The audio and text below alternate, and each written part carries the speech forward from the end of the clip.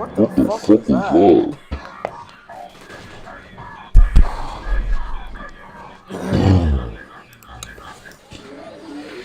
Wait, can you guys hear anything?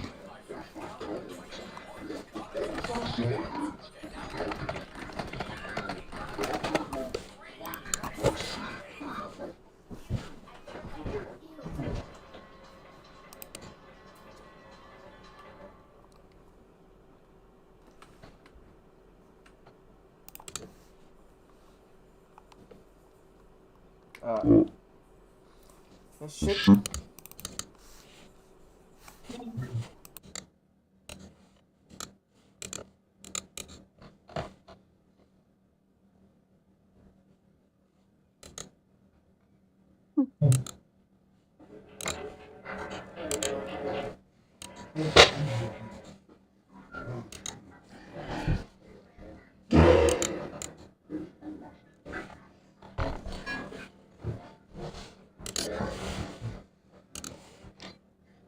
Can you guys hear my voice?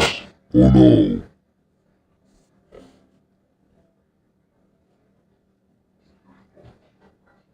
Yes or no, bro? Not see your voice.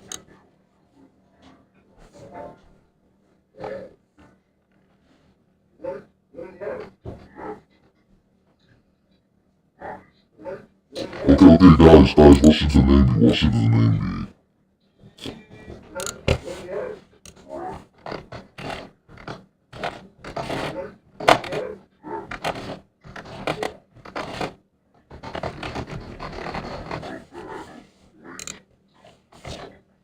What should the name be? What should what be?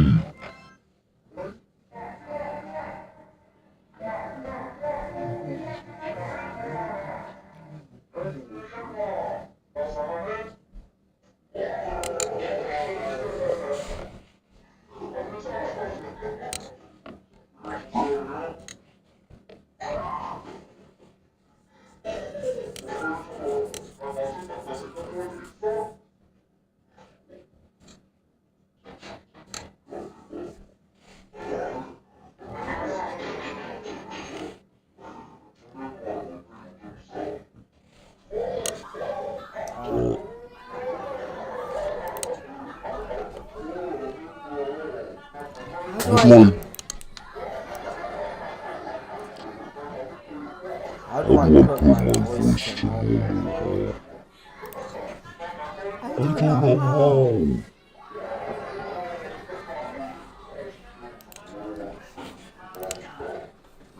Wait, hold on, let me check if there's a voice changer.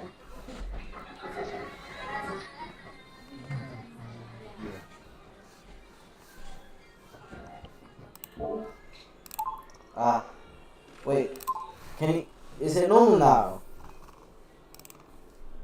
Is it normal now? I'll just wait for the stream since it's delayed a little bit.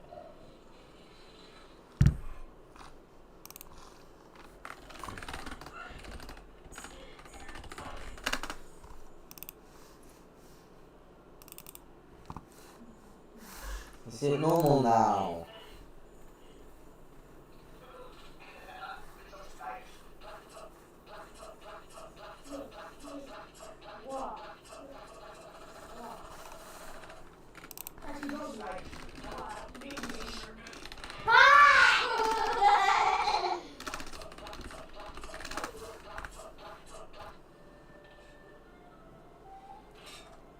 I really need to know now. It's normal now.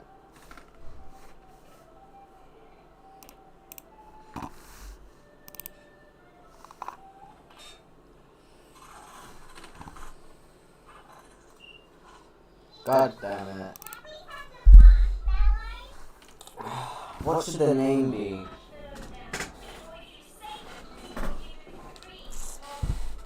Hold on, let me force my sister to go.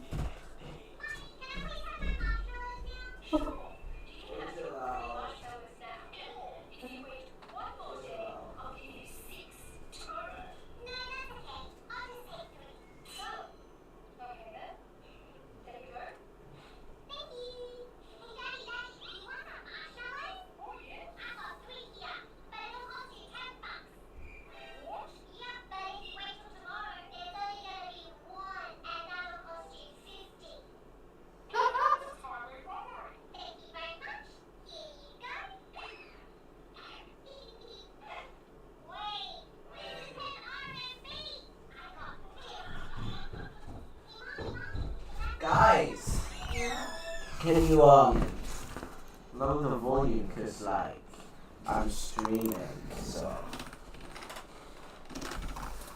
Okay, I'm back. What's the name be?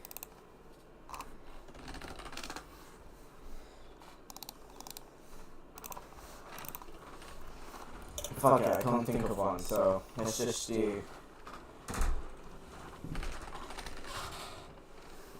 Asshole sound good?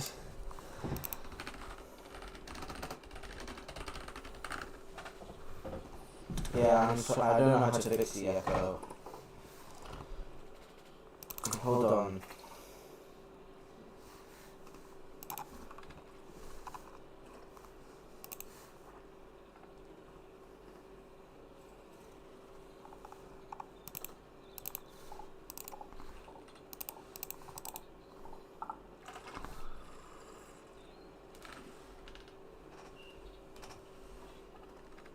And normal now?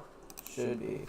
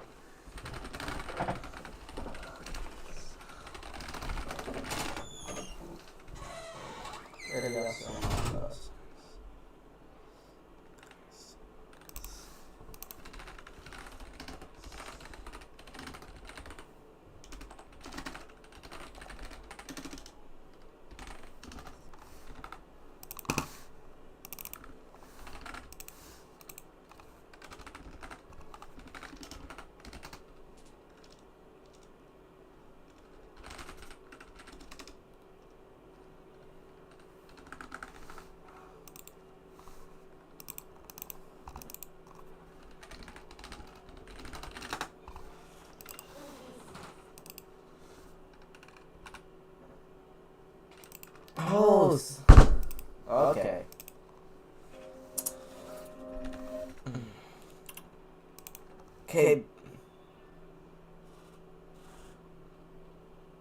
Okay guys, bitches, we ready?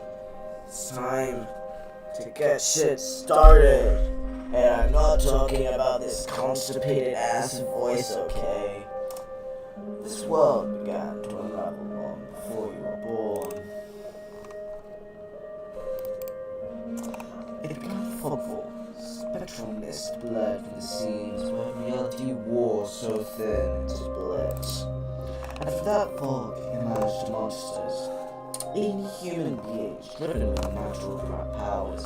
Some possessed language and intellect, others were mindless beasts driven by little more than the desire to slaughter. As cities fell and unrest spread, humans united in their fear while monsters thrived in the chaos. But then there's you. You're not even sure you're human. You're born cursed with hands that alter the mind of anyone you touch. Hey guys, what should our fucking backstory be? We got the unnamed, and the hound, and the alchemist. Which little bitch should we be?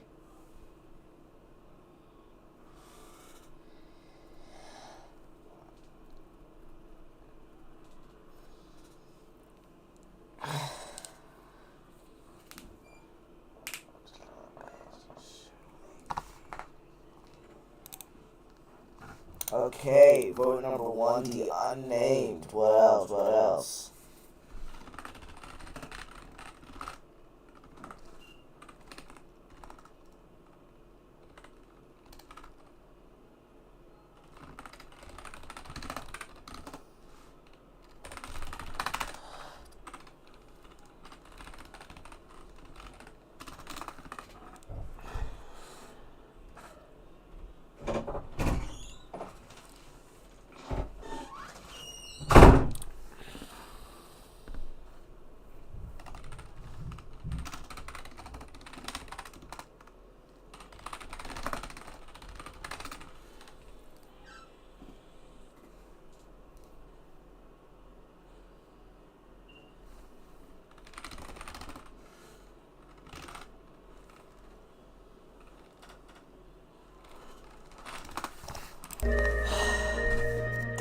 And we got the unnamed.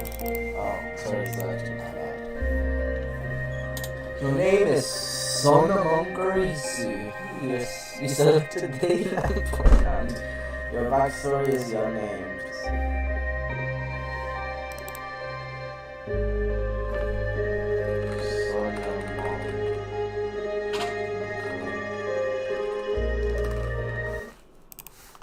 I just wanted to know what happens when you press that button.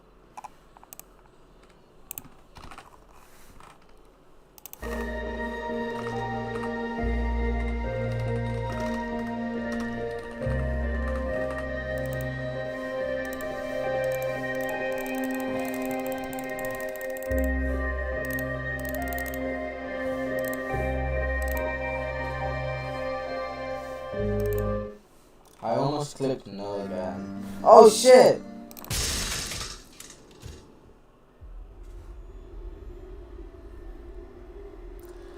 A treat I once shared bread with. That's, I hope you bitches don't mind. I accidentally skipped half the thing. Anyways, so yeah. So just gonna keep reading. I try to rise, my ankle explodes, pain so blinding, white blooms across my vision. Only when my eyes touch do I see the dark shape in front of me. A soulless stoops over the twisted form of a caravana. I freeze, but it swivels its head. A dozen bulging eyes wedge in my direction and blink as one.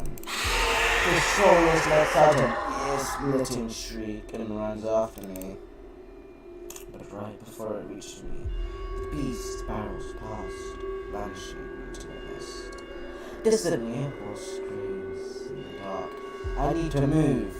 Now! Fuck it, let's run for the city.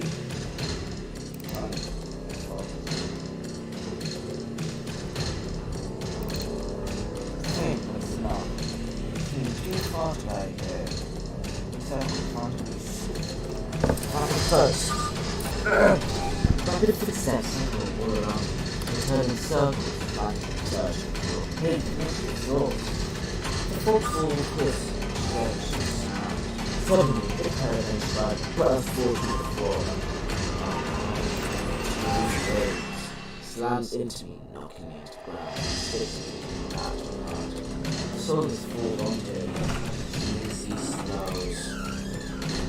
Just the drive by his throat, breaks his stomach, straight and sharp roars. Becomes part of the wet pig, spilling intestines and serrans, healing tide. Like the speed of a flat, silvery mark for a handhold. Shit! My hand crashed onto the jagged edge of the rear, putting off my water, plunging it full around the gas, smoking my palm. And closes around my wrist. Can you stand? One of the travelers from the caravan leans over to me. We need to run! Reach my hand, realize bandages, now undone. No, don't touch me! The sensation of their thumb brushing the back of my hand sends a shiver down my spine. All it takes is one touch, and in the space of a breath, the curse takes hold. Oh my god, Muhammad! How is that? Oh my god, bro, I'm so sorry about that. Brother. His face, bro. The lips peeled back into a deranged grin. That's why it's looking kind of. Oh my god, get teacher. No,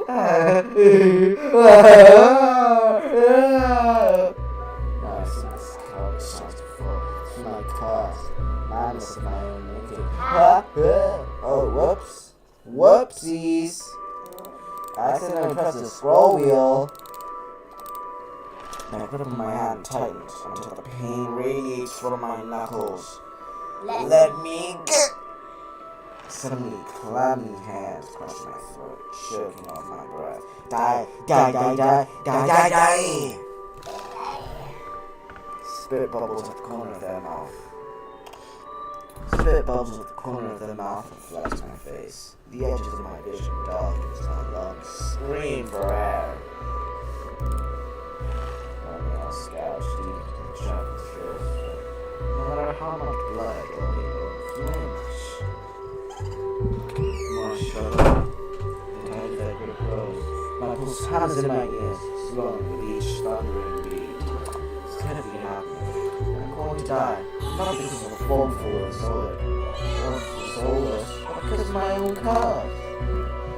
Tears in my eyes. No, no, not here. Not like this. The hands from my neck, leaving me wheezing for air. My lungs burn with each ragged cough. My vision clears and the traveler's face takes shape, offering inches of mine. Lips so split in a mackerel smile. As blood seeps to cool their teeth. They give one last showing of life and its lump of claws from their stomach. Someone shoves the body aside, and the glowing eyes suddenly its leathery skin is thinnest as the brain. This is flash calls, red spells across my vision, before dead pain seems to mold, like wood, like it feels, the bridge of sledge for the night. And I see a mist of shallow water, disappear, just on resting on my hand, trying to freeze, mine is sad and yellow. It should have taken more long, without maybe I could have thrived, maybe I could have had a home, instead I'll die cold, face down. Desolate to wastelands. Hey, I'm just gonna check my YouTube comments real quick. Wow, you guys are pretty enveloped in this is death is not as bad as I feared. The cold storm, as is a choking step, trip stench of bog water. I could drift forever, cocoon in oblivion.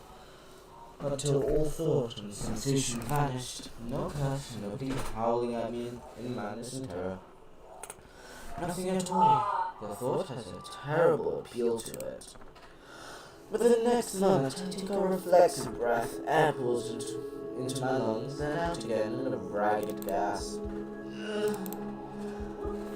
Feeling comes flooding back, warmth off my bare skin, firm surface beneath me, strange tack of sulfur in the air.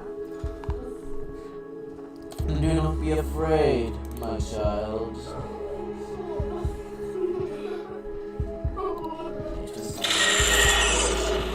Oh my god, Khadija! I twist my head towards the voice, my bleary vision at the bright glow of lamplight. Try not to move. The voice is calm, steady, and but more importantly, it's a stranger's voice. One thought cuts through my mental fog. I have no idea who is it completely at their mercy. Just stay away from me! My words come out more than a creaky whisper. I have my mouth shut, hating how weak and helpless I sound. Whoa. No! Oh shit.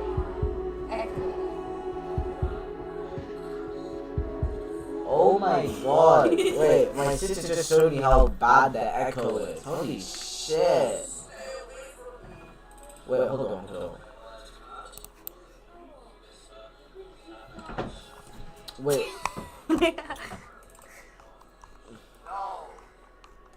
I thought I managed to fix it. Wait. Is it better now? Just...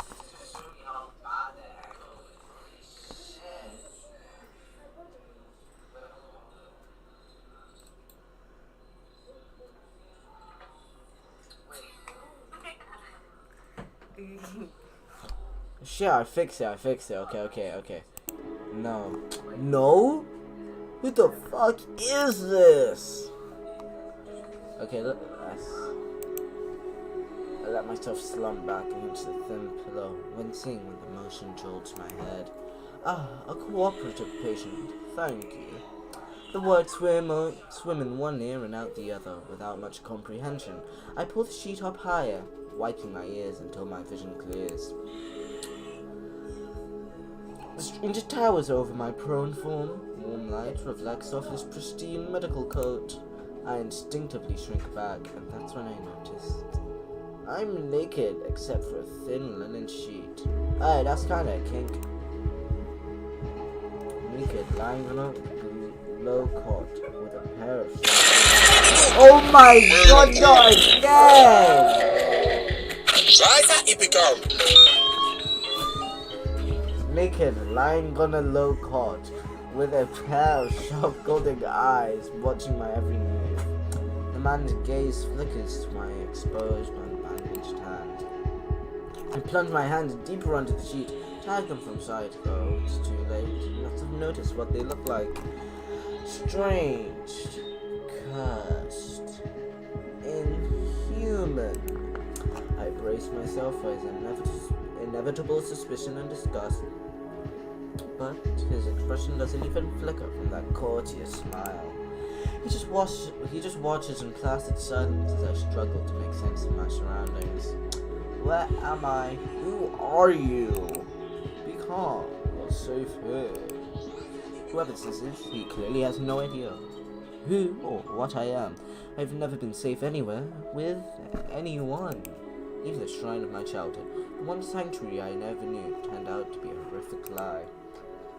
I scowl, pulling the sheet protectively around myself. Where are my clothes? The man's golden eyes narrow slightly. A sharp sigh rustles through the papers in his hands. I see you are not to be dissuaded.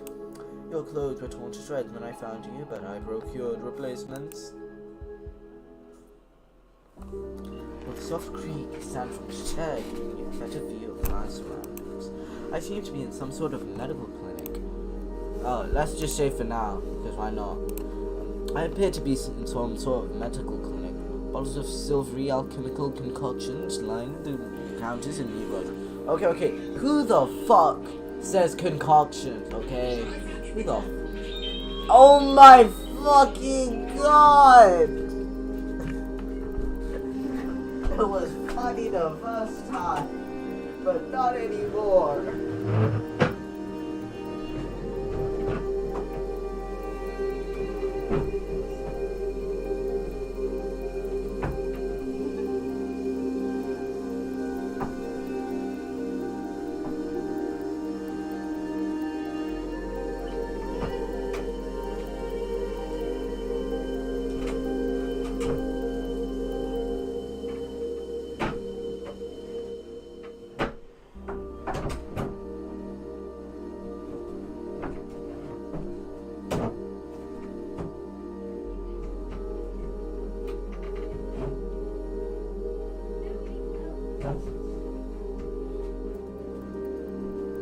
Okay, back.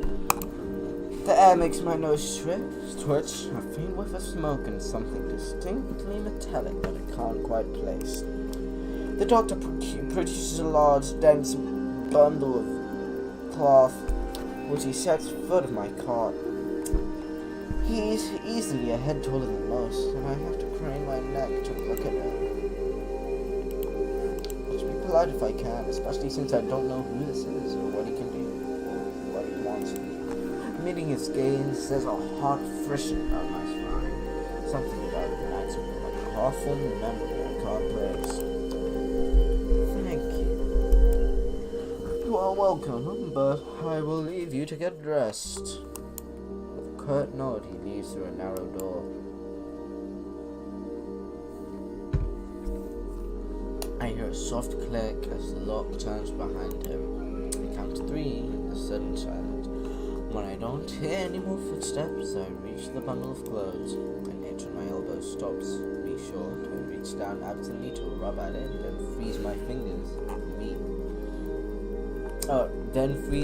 When my fingers meet a neat line of stitches. I know what I saw. That beast took my arm clean off, and yet my arm shows no sign of injury. Off the black stitches pushing through my skin. Gingerly flex my fingers, feeling my heart race at the sensation. This is impossible. I should be dead, or at the very least gasping out my last breaths. Squeeze my eyes shut, waiting for the pleasant dream to unravel. To wake up, bleeding out of the swamp. Nothing happens. The seconds tick by and my arm resolutely healed. Surroundings pristine and quiet. In numb disbelief, I reach for the replacement clothes and begin stiffly pulling them on. They're thicker and warmer than mine were, with a black woolen coat to go with them, but there's one thing that's still missing: my bandages. The gold-eyed man didn't leave me, even though I know he saw my hands. Slide off the bed and take a few unsteady steps towards one of the drawers. This is indeed a doctor's clinic. There must be a few bandages somewhere. I saw opening drawers and of course that's when the door swings open once more. Are you looking for something? I whirl around, clutching a thick roll of clean bandages. I try to step from him, but my legs bump against the edge of the cart.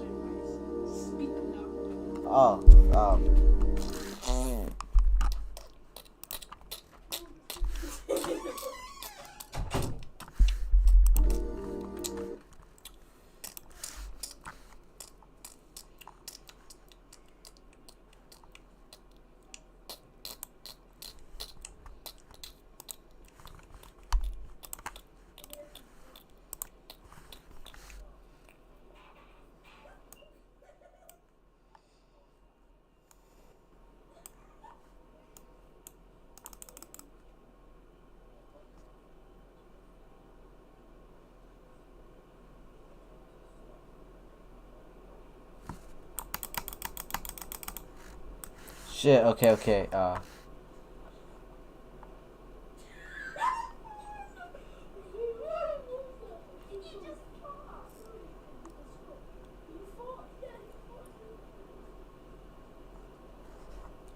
I think it should be better now. That doesn't make me feel better in the slightest, but he makes no move towards me, so wait, did I even apply the settings? Shit.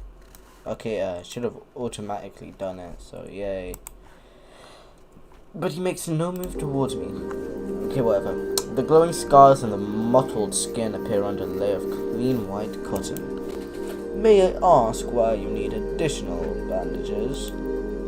Clench my jaw, I need it will only be a matter of time before he asks about my hands, so the way he does is strangely roundabout.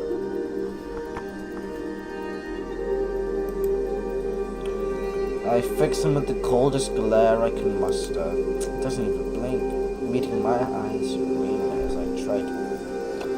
as I finish tying my bandages. I'm not easily intimidated. I hastily break eye contact, but he says nothing more. At least he doesn't seem angry. But if he wants answers out of me, I'm still going to need some from him first. Who are you? You may call me Cross.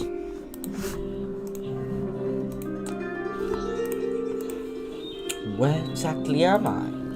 Aridia, which I assume was your caravan's destination. I can think of nowhere else for a group of travelers to go. Aridia, so I made it out to the City of Knowledge after all. I should feel relieved, but all that I can manage is a vague sense of increasing unease. How did I end up here? I brought you to my clinic, of course. You were the only survivor from the caravan, barely clinging to life. You needed immediate treatment, which you provided? Yes. He says it so simply, as if I am a small child, and he's explaining basic addition to me. I frown and flex the fingers of my recently healed arm. Aside from being a bit stiff, it feels fine, thoroughly attached to me. You're saying that you stitched my arm back on? Pardon? A soulless attacking in the caravan. It ripped everyone to shreds. It took my arm clean off. But when I woke up here, trailed off bewildered. I've never heard of any magic that could heal a mortal wound like that. What kind of person could do such a thing? The doctor, Karash, pinches the bridge of his nose. He's back down in his chair, quiet for a long time. I do not know where you come from, but Aridia is a city of knowledge and deadly secrets alike. Information is power, and it's most unwise to give or receive it freely. Since you have refused to divulge your secrets, I will not divulge mine. I do not even know your name. You are new to Aridia, so I will overlook this specific breach of etiquette. However, you should not expect others to extend the same courtesy. Do you understand? He looks pointedly at my freshly bandaged hands. Loath though I am to admit it, he has a point. I'm a complete stranger to him, and if he's telling the truth, he saved my life. I take a deep, steady breath. This time, when I speak, I sound a bit more like myself. Son Among Us Ryu Jr. My name is Son Among Us Ryu Jr. It is a pleasure to meet you, Son Among Us Ryu Jr. There's a little more warmth in his smile, his polite demeanor, back in an instant.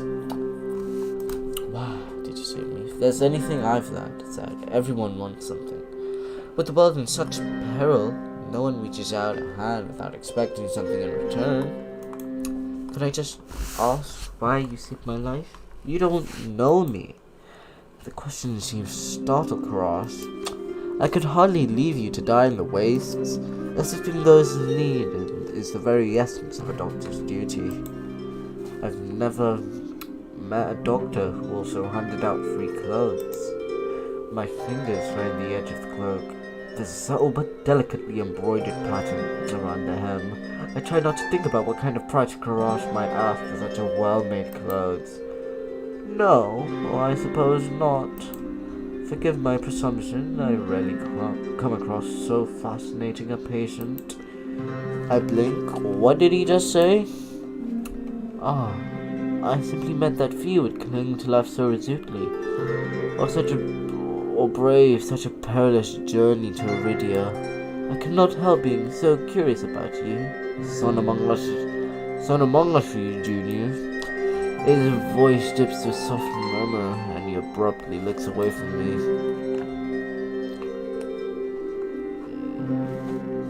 You're pretty curious yourself. Am I? Well, I haven't forgotten about my arm. I wiggle my intact fingers at him. Clearly not. But you haven't asked me for any payment either. I require none from you. Travelers do not have an abundance of coin, and it would be unethical to leave you destitute in a strange place. I fall silent, unsure what to say to that. Nobody would help a horror like me for free. There has to be some kind of catch or trick, right? A loud knock on the front door stops our conversation cold, which spares me from having to say anything else. Duty calls. Unfortunately, you are not my only patient today. The knocking grows more insistent, and Karash lets out a tired sigh. Please wait your turn. Though he says it quietly, the clamor on the other side of the door abruptly stops. Do you need anything before you leave, son among us, you, Junior? Oh. Between the solace and my miraculous survival, I'd almost forgotten why I came to Iridia in the first place. I need directions to the Cenobium. The Cenobium? Okay, let me check.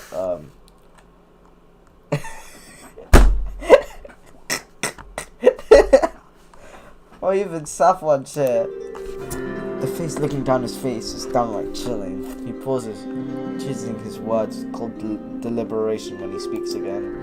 Whatever you seek is very unlikely you will find it there. The Cenobium's gates open for precious few visitors. Even if they did, they were not like what you found inside. My heart sinks. Is he saying I came all this way for nothing? Or risked life and limb for nothing? No, that can't be. I've only just arrived, and Iridia is the largest city still standing. There has to be a cure for me here. Then, not the Cenobium.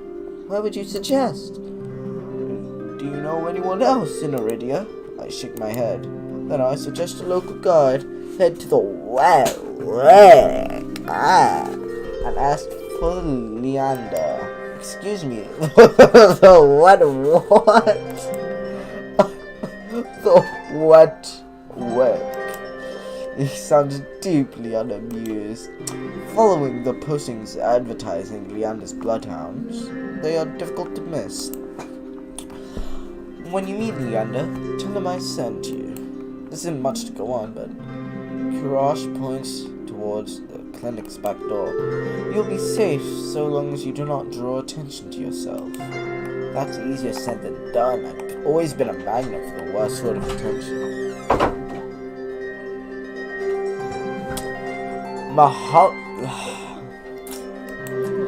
If you require my assistance, you may return whenever you wish. Though he's smiling, there's a note of finality in his voice. You decide to mind his whistle, I slip out through the back door. I find myself standing in a narrow and rather gloomy alley. I pull the new cloak up over my nose, stepping over the contents of the chamber pot that have been emptied into the street. Something weighs heavily in one of the cloak's pockets. My coin purse! Everything is still inside, every last coin that had scraped together for the journey to Iridia. It doesn't even look like what... It was open. There were so few coins to begin with, they probably weren't worth stealing. I glanced back at the clinic's closed door. Karash didn't take any payment, didn't even ask me a future favor. But he also said... in Iridia, secrets of power. Does he expect me to give him mine at some point? That's not exactly a comforting thought. Still, no matter why he did it, Karash gave me a second chance and a lead where I might find help. I'd better get going before he changes his mind. I squeeze out of the alley into the crowded main street. The line of Karash's clink stretches down the road alley. Two thin peddlers queue alongside the weathered elders. If any place is in desperate need of a free cleaning, it's this one. The cobblestones are treacherously rough under my feet. deep grooves are worn between them by regular flooding and decades of hard use. I knew a video was in a river city, but I didn't expect it to look so eroded. The buildings are tired and dilapidated, or crammed low together in the narrow streets. And there's something else, a charge in the air, like a shift of pressure before a storm. It's subtle, but I'm fucking sorry. I got bored. A little more than faint, persistent running, but I can't seem to shake it. A child darts by, clutching something grey and wrapped in paper. The smell of fried food drifts over to me. My stomach gives a faint gargle. This morning's catch, fried up, hot and fresh, not too many eyeballs today. Oh my god. That sounds disgusting, but I'm starving. So I duck under the stall's grubby awning. A large fish leers up at me, its 3 bulging eyes still visible through thick layer of crispy batter. The vendor gives me a gap-toothed grin. It's the cheapest thing you got. The vendor points at a metal basket of what looks like long strips of savory fried dough. Fresh long, lads. 3 copper apiece. Don't burn your mouth. Take 3 coins out, counting them gingerly. At this rate, I might not even be able to afford dinner. Reluctantly, I drop the payment on the counter and take my meal. 2 streets later, I pass under a wrought iron archway adorned with dangling garlands of red and pink lilies. The buildings in this quarter are a dizzying riot of color, painted in walls and tinted glass everywhere I look. Sheer red and pink curtains flutter in open doorways. Musical voices call out invitingly. Incense mingles with the pungent scents of flowers, barely covering the salt and musk of warm bodies. This must be Iridia's entertainment district. I am polishing off my food and dusting the crumbs from my hand when I spot a poster. It features the silhouette of a smiling man wearing a single dagger-like earring, and the word Bloodhounds printed above his head. A motto, as above, so below, circles the odd word. If Leander is the Leander of the Bloodhounds, then the face printed on the poster is likely his. I followed the line of the identical posters around the corner and nearly hit my head, precariously dangling the wooden side. Looking up, faded red to orange letters. There's no way. The facade of the building looks like it's seen better days, but I hear faint music and laughter coming from inside. The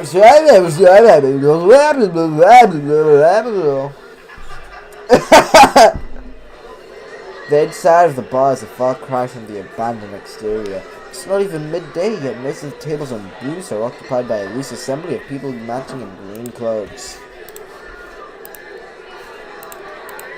Buzzing bars are not something I'm used to, but I seal myself with a deep breath before pushing forward. A curiously glance doesn't turn up anyone with a dagger-shaped earring, but I'm about to head toward the counter when a chant arises from the center of the street. Show! Show! Show! The remaining green cloaks abandon the bar in their peace to rush towards the entrance and leaving a sudden torrent.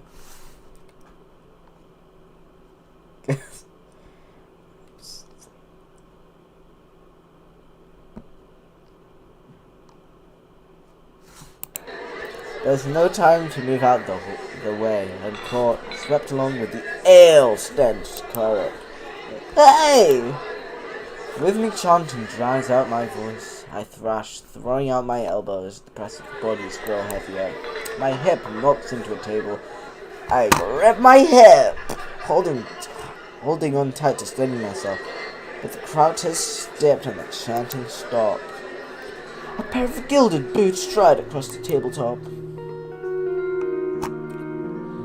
Seriously? You dogs? Again?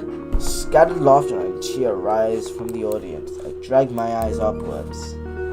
Oh my god, it's a white bitch!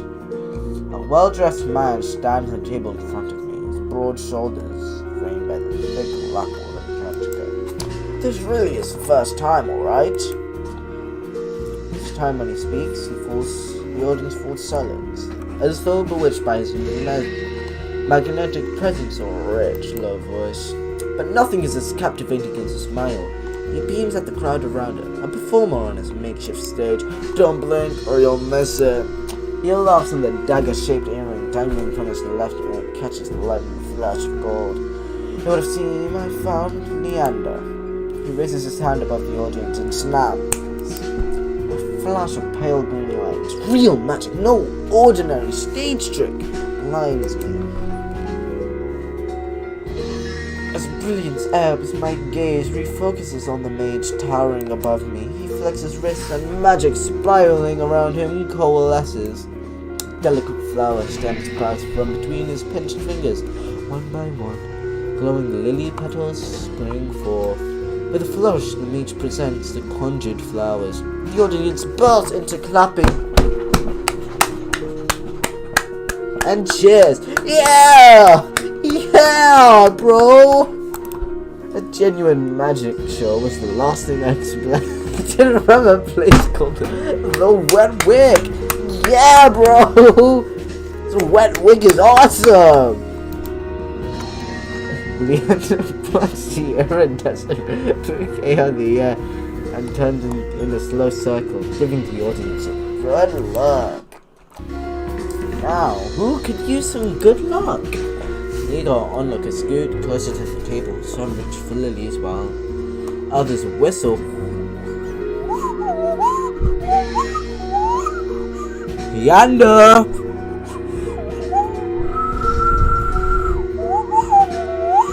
Leander! It's laughing so hard I can't even whistle. Leander! But his cool green eyes slide right above the helm, looking on me instead. How about you? My chest tightens. Every person gathered turns to stare at me. I reach out, will too aware of my fingers as I carefully take the flowers from him. There's no weight to them, only a faint warmth that radiates from the stem. As soon as flowers leave Leander's hand, their light dims, they fade away in a shower of opalescent light. To my surprise, Leander laughs under his breath. That's the problem with flowers, they don't last long, but they leave an impression, right? He grins at me and I find myself smiling back.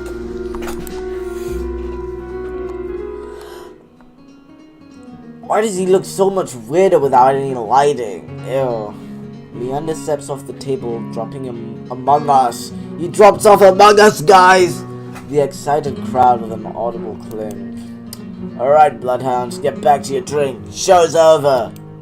The green cloaks disperse at his command, returning to their tables and booths. Before I can make my words to the end. Oh! Oh my god! Why is he staring at me like that? His eyes give me a friendly wave and then beckons up the crowded counter. I've managed to squeeze beside him, but there's so little room and his broad shoulders presses against mine. I'm tense, but he doesn't seem to mind at all. This is your first time in Iridia? He says it lightly with a genuine air of curiosity. Do I stick out that much? No, but I'm certain I'd remember seeing his face as lovely as yours around Loud Town. My eyes flicker to the polished countertop. I'm not used to flattering it. This close to his big nipples makes eye contact difficult because of how distracting they are. As if on cue, the bartender approaches us. Hey, what can I get you? Surprise me, and add anything my friend wants to my tab. I wasn't expecting the generosity, but I have to admit, I do feel a little thirsty after all that fried dough. I'll have what he's having. While the bartender leaves to fix our drinks, Leander leans his elbows against the counter. Ain't no one like normal water, bro. That shit kind of. It's like the midpoint of drinks, you know. By definition, water is mid because it's just flavorless, but it got a good texture though. Like, it's just like the water standard to tell you if a drink is good or not. His eyes wander over me in return, but when they look onto my bandaged hands, sour taste rises in my throat. Here comes the questions. So, what brings you to the work? Cross sent me. He pushed his hair back from his forehead, but immediately folded right back into place. So, it's about work. The bartender returns with a pair of glasses filled with what I can only assume is beer. I raise my glass and give an experimental sniff. It smells faintly easy, but with an undercurrent I can't quite place. Equips sip. Confirms my worst suspicions. It's awful! Somehow briny and sour in a way that reminds me of that any thought of complaining dies the moment I look up. Leander taking a deep swig from his glass, lets out a satisfied breath. How can I be of assistance? I need to get to the Cenobium.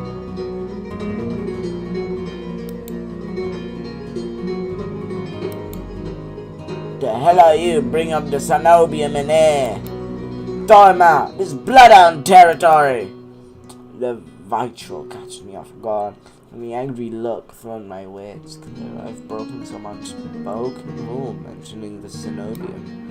When I glance at Leander, drinking though he hasn't noticed the opera, only when he catches me looking does he lower his glass. For the love of... He drags a hand down his face. Hey, keep it down, will you? This is business! I hadn't expecting an argument, but the outspoken bloodhounds suddenly returned to their drinks. Only a handful continued to watch me warily. Sorry about them. Cenobium's a bit of a touchy subject in these parts. Mix them enough with drinks and... Well, you saw! How about we continue this outside? When I give him a terse nod, he pushes me away from the bar counter. I follow Leander to an alleyway tucked behind the where the layers of frayed bloodhound purses have been plastered to the walls. Seeing them, why is he front-facing like that? Seeing them side by side, the resemblance between Leander and his likeness on the posters is impressive. Crossan sent you here for help with the Cenobium, did he?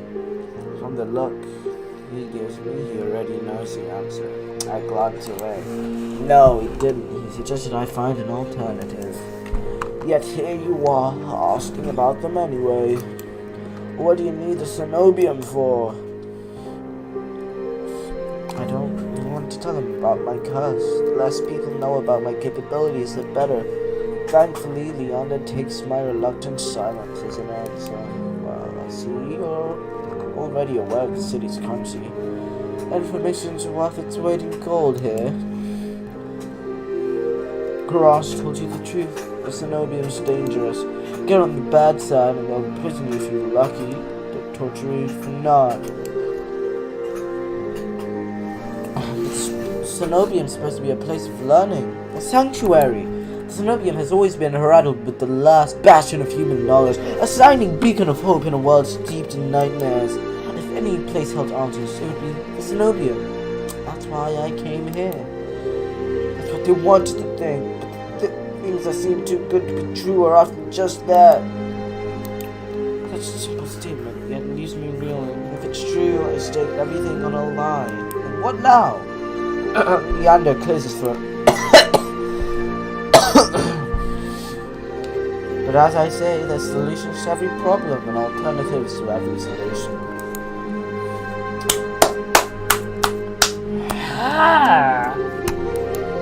That's why Cross pointed you to the Bloodhounds. Let us help you, whether it's hunting soulless, finding people, or recovering stolen valuables. We can do it all, free of charge. I'm shaking my head before he's even in his practice speech, patients weren't dangerously thin. Listen, I appreciate the offer, but my problem can't be solved by a group of good Samaritans. To my chagrin, Leander nodded slowly. Then your problem must be fairly serious, and if the Cenobium's your first choice... Hey, watch him gas! It's cursed. You're searching for a magical solution, aren't you?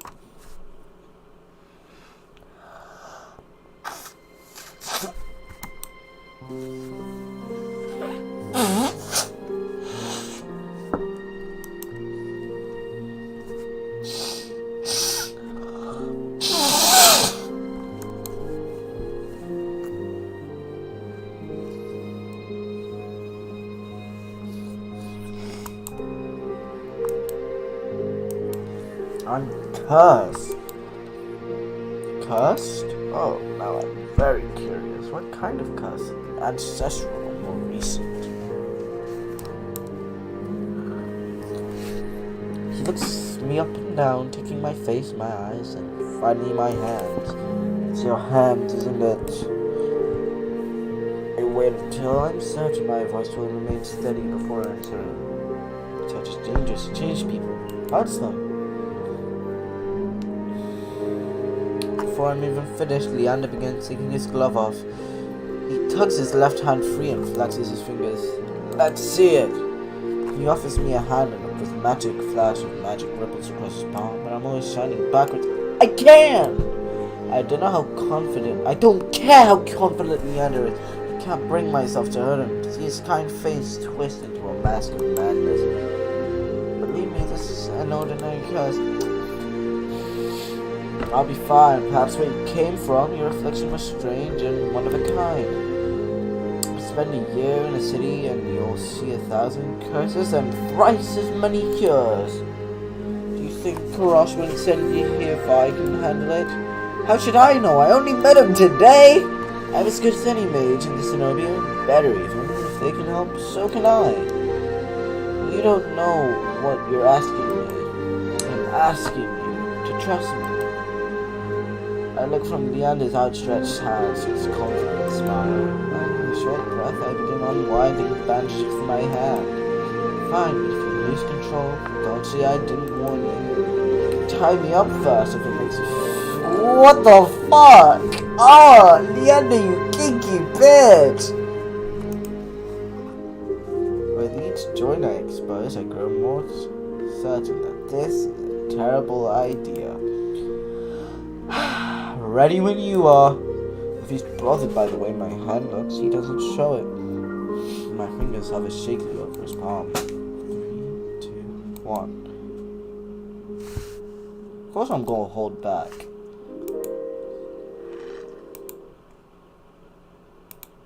Leander. She pulled away, but he won't let go.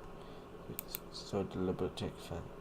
Rises, outstretched fingers and angling towards my neck. No, you're just fine. Interesting, that's one hell of a curse. His hand lands gently on my shoulders to steady me. I didn't even realize I was shaking. I searched Leander's face for a trace of madness, but his eyes remain a clear soft green. Color rising his booty cheeks. Except he remains still, except for one bobbing of his throat.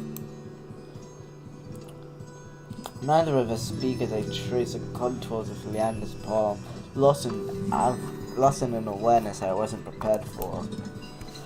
I've been with other people, kissed them, been embraced by them and more, but not like this. My fingers, long deprived of years of human touch, pick up every single detail, the bruise of palm, the smooth shell of his nails, the pulse of his heart. For as long as I lived, I've never been able to hold someone's hand, not without dire consequences. I never realized what I was missing out on until this moment. While Leander's pulse is ready, mine is hammer. His fear gives way to excitement. You get ready to go to the bed.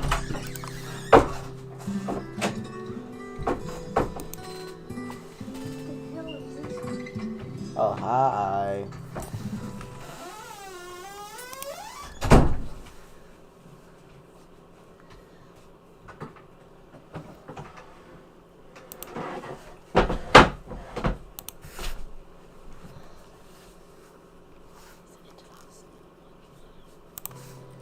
Alright, let's keep touching this bitch.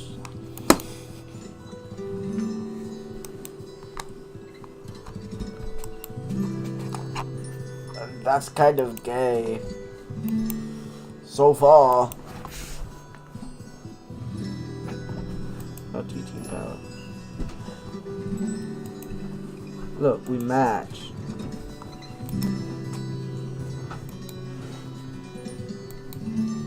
Can't believe that worked. May I ask the name? I'm Son Among Us Ryu Jr. You were right to hide this from me. Son Among Us Ryu Jr. That curse of yours is unlike anything I've ever dealt with. I know you're discreet, but you'd best not go showing that off to everyone else. I didn't plan on it. Are you staying here in Lowtown? I paused. The room and board was something I hadn't yet considered. I don't know. Just get you probably settled then. The wet wick is noticeably quieter without their leader. One of the most bloodhounds have dispersed, in a few cases fallen asleep beside their drinks. The only rooms left are did Milo grab them all to sleep them off. The bartender, who I realized doubles as an innkeeper, slides a key onto the counter. You know I always keep the corner room open for your escapades. Leander's laugh sounds slightly strained. Oh. Have to turn the volume down. Sure, stay as long as you like. You two have fun. Escapades, eh? Leander clears his throat, then holds the key out to me. Will you marry me? My coin purse barely holds enough for a day's worth of meals, let alone a room. Free of charge. How much do I owe you? Nothing. Bloodhound rates. My treats, such as said, your secret, food, drink, a warm bed, anything you need. Carefully I take the key from him, but it's small, weighs heavy in my palm. I never expected to have a warm bed in Iridia, let alone free meals. Thank you. Let's go explore, Son Among Us Ryu Jr. You'll find many roads in Iridia leading to different answers. But if you need a reprieve from what haunts you, come find me. Just be careful. I nod, taking one last look at the gleaming bronze key before tucking it into the pocket of my cloak for safekeeping. The ending gives me one last friendly wave before I depart.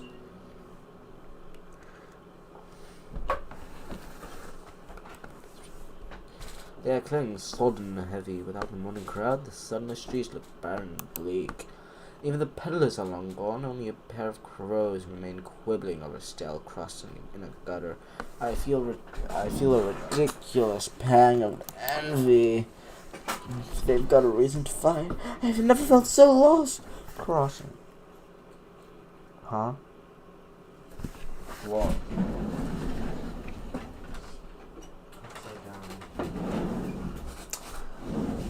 I'm so far, but I'm doing so much. I need to see the snowman for myself. If only to satisfy my curiosity. I should have asked him at the bar for directions before leaving. About to turn back, a shadow passes over me. A cloud, I think, until a puff of hot breath tickles the back of my neck. The shadow runs down the street in rivulets, formless and dark, and spreads like ink, the blotted shapes. Close strength, a muddle spring over to reveal the long, jagged teeth. Growl rumbles so low and deep I feel it. I want to run, to scream, but I feel trapped, so slightest me of a single breath. The snap jaws round me shut. No, we won't let it end like this. What? Oh shit, am I still on the call? I'm still on the call, aren't I? I didn't realize. Shit. I didn't realize I was still talking. Wait, I was muted. Yeah. Shadow doing right now. Oh.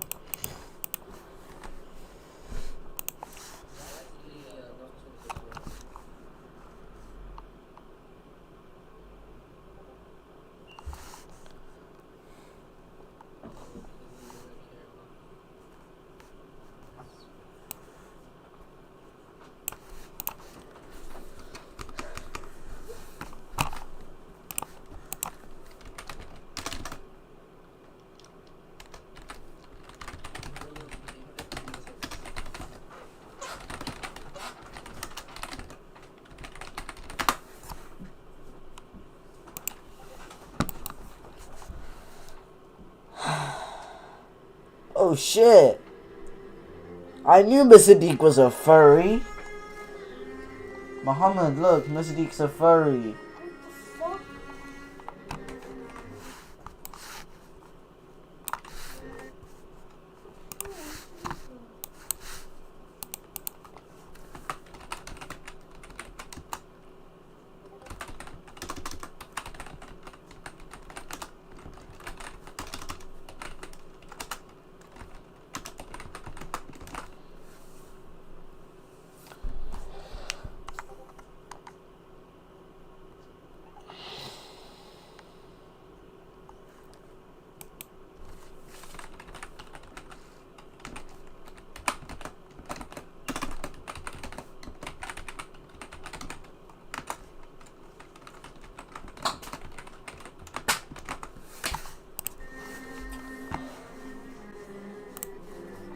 Just pink eyes with pupils that sharpen like needles when they fall onto me.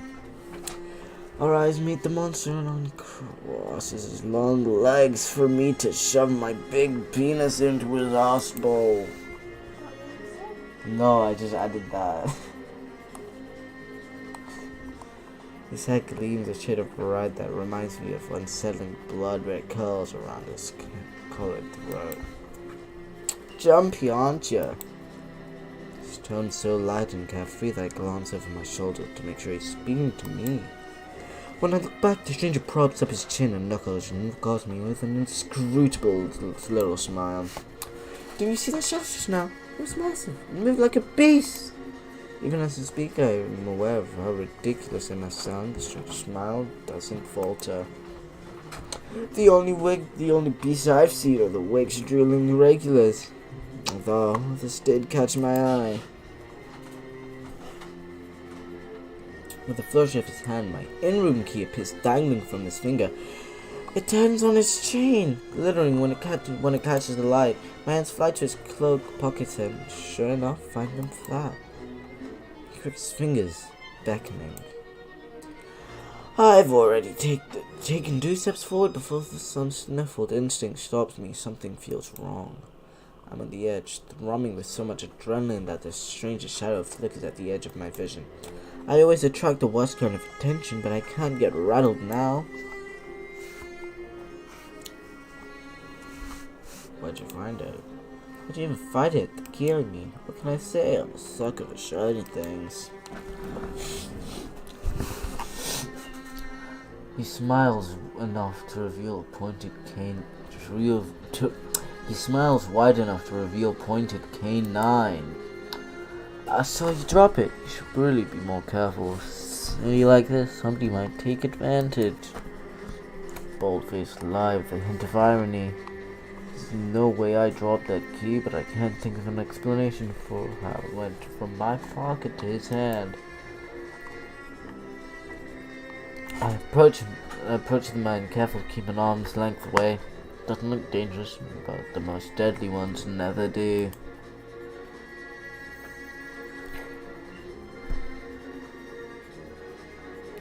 Why he look like that?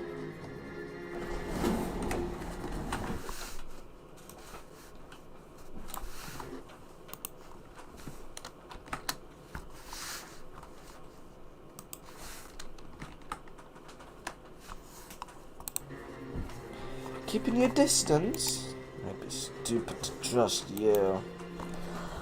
You think I stole your dinky little key from all the way over here? Gives an exaggerated sigh. I'm good with my hands, but not that good. He's got me there. Sheer fabric of the sleeves alone would be too expensive for my street thieves. Hell, his shoes look like they cost more than They look like they cost more than I spent traveling. What the fuck? Then there's a shop behind him. No matter the city, potted pink curtains only ever mean one thing. I'm not looking to buy, and I doubt I could afford your services anyway. Luckily for... Why is everyone doing shit for free?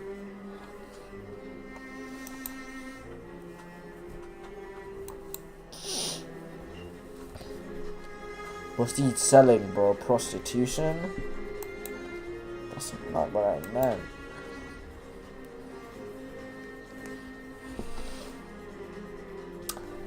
Oh my god. I really guess this bitch was kinky like that. I'm flattered, really. If I sex my trade, I might take an exception for you. How about half off for a handy? Or you could just hand over my key. Ask nicely and I might even let you tug my tail. Just throw it here. So some splendidly little street urchin could snatch it and run. He raises my key and tilts it. What the fuck?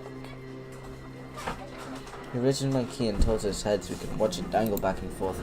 I suppose I could just claim your room for myself. Not that I'd be caught dead slumming in the wake with the rest of those jack-skewed imbeciles. You're obviously not from around here, so tell me, traveler, what misfortune brought you to this wretched place? His voice practically drips with the desire. I'm not telling you anything. What could have possibly drawn you to this dreary little pig pen, I wonder? He listlessly watches the arc of my key swinging around his finger. The weather's shit, the food's track, and there's entirely way too many monsters for a human to feel safe. Unless dagger-sharp eyes flick towards me. They gleam with amusement.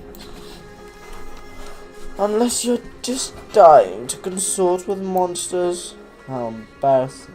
By now my embarrassment has worn away, leaving shimmering impatient in its place. This is a shakedown. It's the most frustrating what I've ever heard of. How'd you know I spent all my money starved and nearly died in the swamp just so I could crawl back into bed with the first thirsty monster I saw? That adds me a burst of breathy laughter. He gazes at me under his dark lashes. On to you, funny. Could you be any more obvious? I've told about subtleties, not my strength. I've been told subtlety is not my strength. So, your place or mine? If only I had my key, then I might be able to invite you up. His languid gaze glides from me to the key in his hand and back. Come, take my hand, and we'll go together. The more you flirt, the more I'm convinced this is some kind of trap. No matter how innocent monsters look, they always have tricks up their sleeves.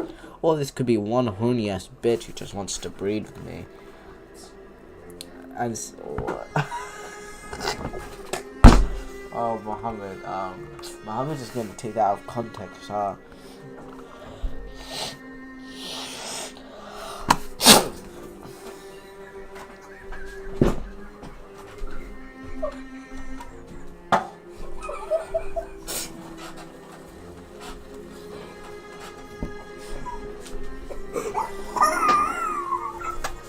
Oh my god!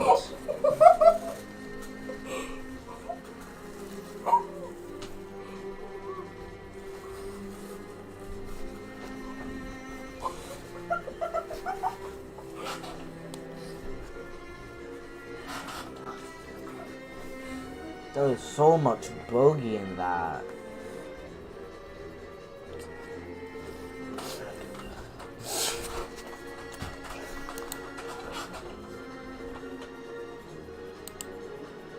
I won't bite hard unless you beg me. Anyways, no matter what I say, he finds a way to twist my words into an innuendo. Even when I'm silent, he goes on as though we're having a conversation, not a standoff.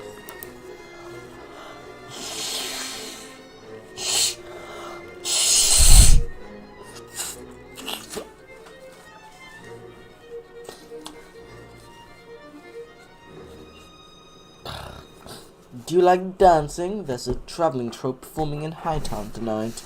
Their lutist is quite utterly exquisite. Truly a performance to die for. There's life in this dreadful place if you know where to look. You sound like you know the city well. The man's gaze flickers from me to the key dangling from his finger. Naturally, this dump was a little more than a miserable little smear when I first arrived. High town, low town. I know Iridia like the back of my hand. What about the Cenobium? Do you know where that is? Smile vanishes. Surely you've seen it, that absurdly large tower looming above the rest. It's a little hard to miss. You must mean that spire I first noticed. I noticed when I first got sight of Iridia. The Cenobium's overrated. Forget about it. I can show you the things those stuffy boys in that limp-dick tower couldn't even dream of. I've already got plans. Oh, some pressing matters. At the Cenobium, lunch date with the librarians, tea times with the most esteemed abbess. That's my business. What's it matter to you? Square my shoulders and amusement bleeds out of him. Your loss? Stranger finally bored of his continuous game and sends his hand towards me. The key rests on his palm, dividing skin and leather.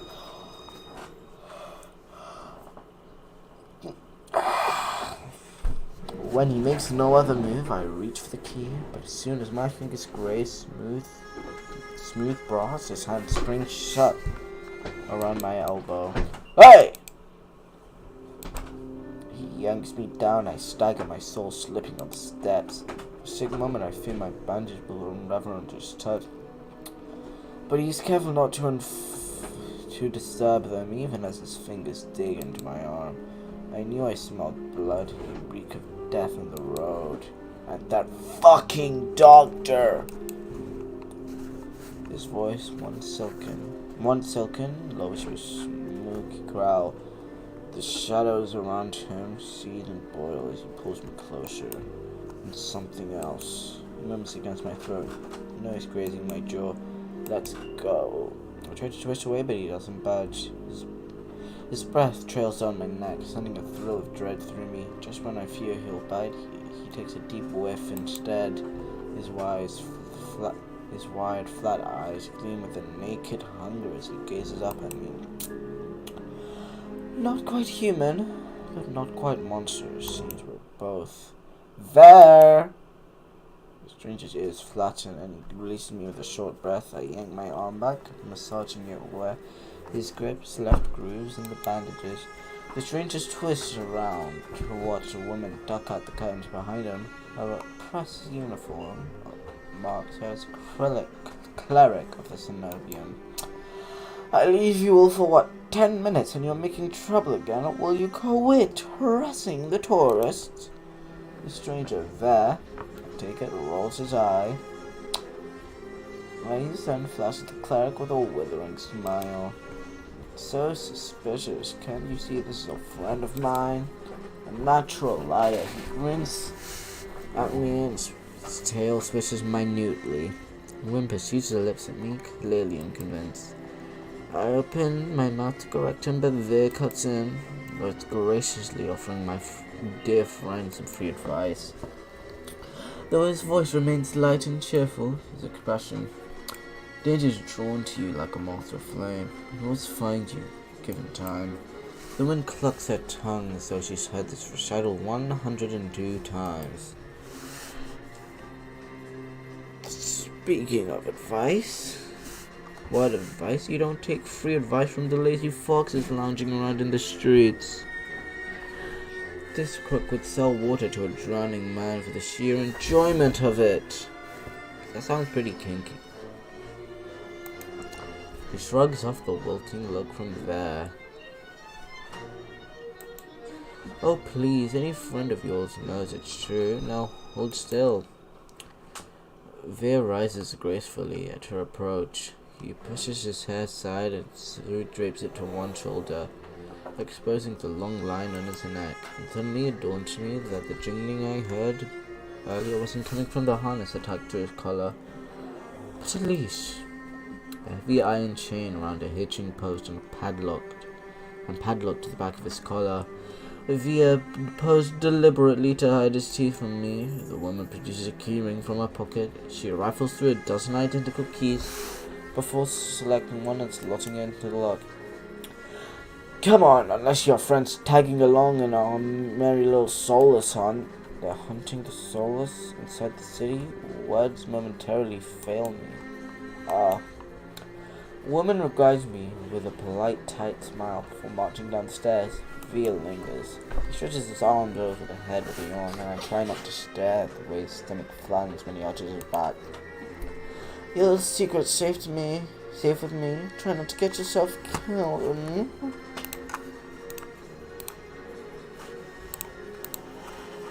Via hops off and bounds after the woman.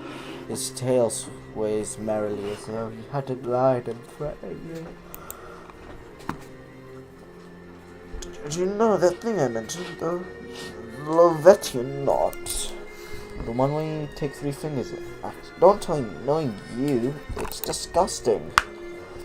Veer's airy laughter echoes down the street. It's only after he and the cleric have vanished from sight that I realize I'm still missing something. Wait! Reflexively, I shove my hands into my pockets and find it. The room key.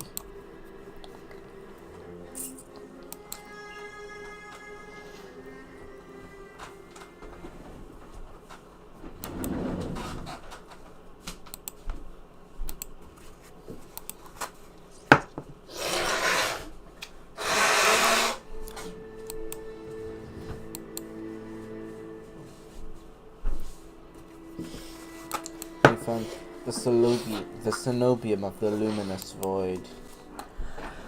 It stands at the highest point of Meridia, surrounded by cold white walls, well dressed.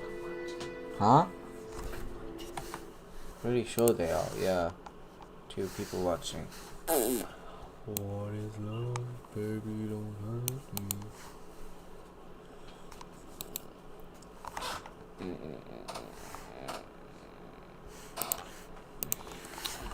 I'm the only one standing before the gates. I crane my neck up and up until the top of the cenobium tower disappears into the clouds overhead.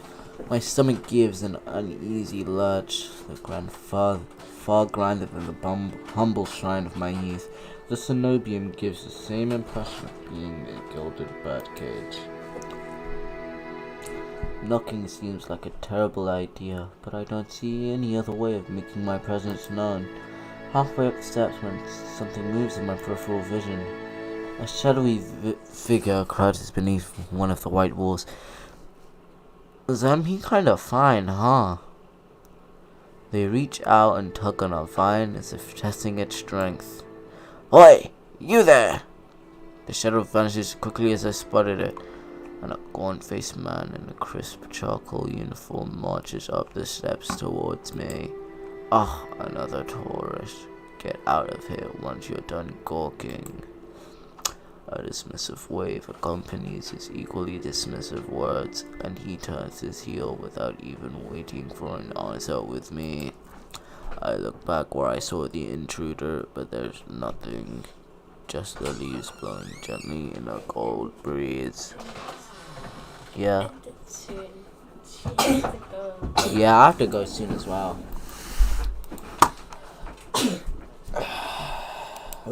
Hello. So close. I jerk off instinctively, but there's no one beside me. Halfway down the staircase. He just said it, jerk off instinctively. I support a woman staying in the breeze. She's gaunt as a rail. Her blouse moth-eaten. I'm unable to take my eyes off her, not because of the way she smiles a little too widely, or the way her tousled braids look unbrushed for days, because her eyes shine a vibrant, unnatural crimson that I'm both entranced and unsettled by their subtle glow. These days, you'd need a miracle to get in here. I'm unsure how to respond, or even if I should. Her gaze is uncomfortably fixed on me, heavy as lead. One sarcastically, Seems like I'm in the market for a miracle. You know anyone selling? She beams at me like I've said the greatest thing she's ever heard. Lucky for you, I have them for free. Whatever she's selling, I'm not interested. My words come out in a tired breath. No thanks. I start down the stairs, but she abruptly steps into my path. She turns back to me, and before I can even react, she slips her fingers under the lacing of her collar, stripping out of her What the fuck? What?